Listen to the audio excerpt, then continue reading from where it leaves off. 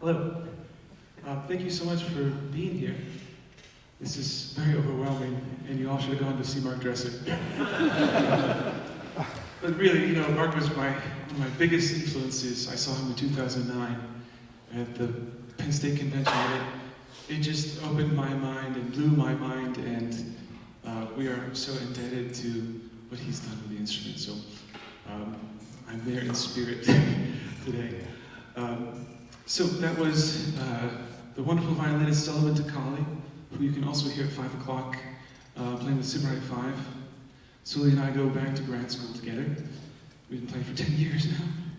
And that was Bach's third partita, Prelude, with a bass part that I wrote based on the cantata number 29. Bach recycled his own music, and he orchestrated it. And so we have the viola parts, the trumpet parts, and everything just all played on the bass. And it's a great reminder for me as an artist that there's so much more underneath the music, in the imagination of the music, than just the solo of Bach. The first work was my own piece called Postlude. Postlude Plus has a little introduction now. And now, in the spirit of what we just did, which was a solo work, which was with accompaniment, this is a piece by Samuel Adams, not the beer maker, but the amazing composer. He's a bassist. He's the son of John Adams, and he's a good friend. And he wrote this piece called No Solo, thanks to, the piece is called No Solo. It was commissioned by Owen Lee and the Cincinnati Pops Orchestra, so thank them for commissioning this awesome piece. It's about 3 minutes long. It's in the form of a hocket. A rhythmic hocket is like a lover's locket, which means that you take two pieces of the harp and they lock in perfectly together to make the whole. So this piece consists of a playback track that I constructed. I played on the piano about 2 months ago. So it's kind of a duet with myself in the past, and hoping that I can kind of lock in so you see the full image of the heart and not just the two pieces. So this is a piece called No Solo. Thank you so much for being here again.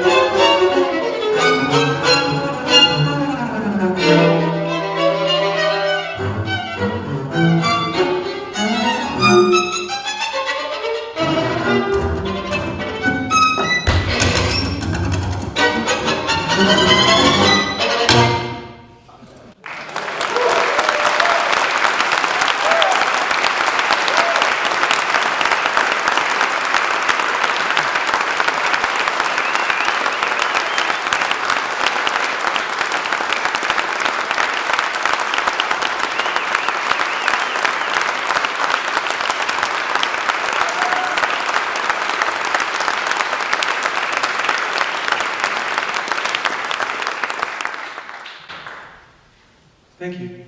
That last work, I'm like sweating up here. Thank you. That work was Krzysztof Penderecki's Duo Concertante, written in 2012. Sully and I had the pleasure of working with Mr. Penderecki before he passed back in 2014 on the piece. And it was pretty fun. It was very scary, but he looks like Santa, or he looked like Santa Claus, but he was kind of mean. But it's an amazing piece. I said, like, what inspired you to write this piece? You know, it's like, well, there's a great tradition of violin and bass writing. And I was like, oh, tell me about it. He said, oh, well, you know, there's this great concerto by Boccherini. And I was like, Pausini? Yeah, okay. So, but we asked about like the origins of the piece, and you know, he's like, well, you know, I had a commission and I forgot about it, and it was due 2 weeks late, and I wrote this in a few days. So he kind of gave us some permission to have fun, and I hope you enjoyed that as well. We had a lot of fun playing this piece.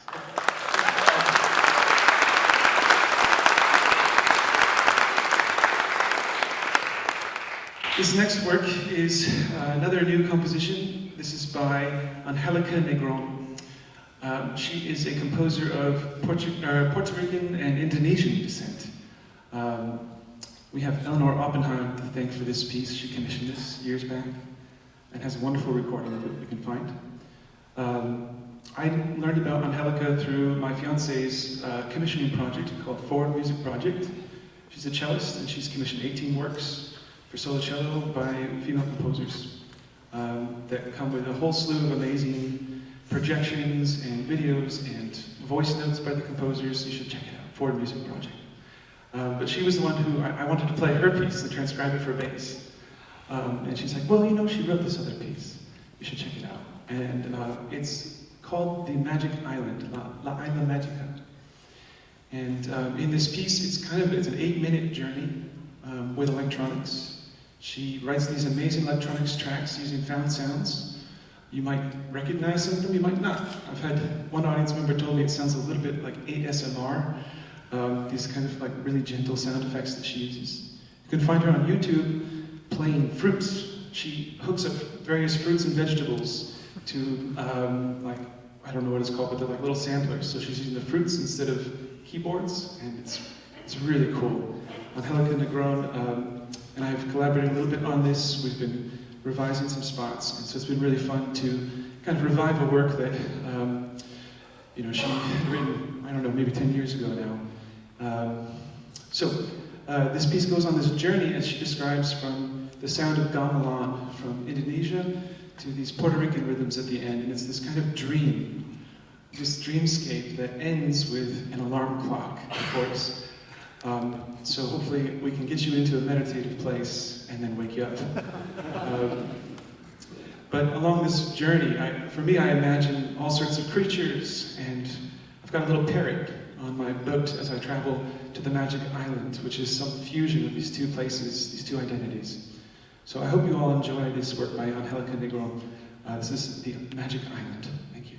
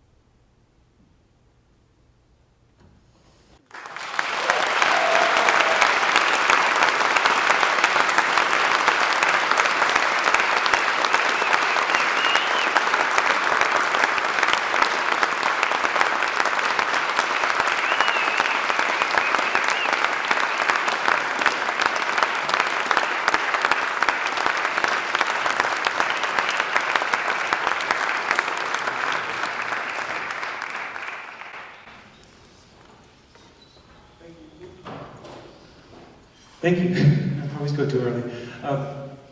Thank you so much. I only have one more piece for you guys today. Keeping it short because you got to get ready and hydrated for the next event here, which is Michigan Bass Ensemble's tribute to Diana Gannon.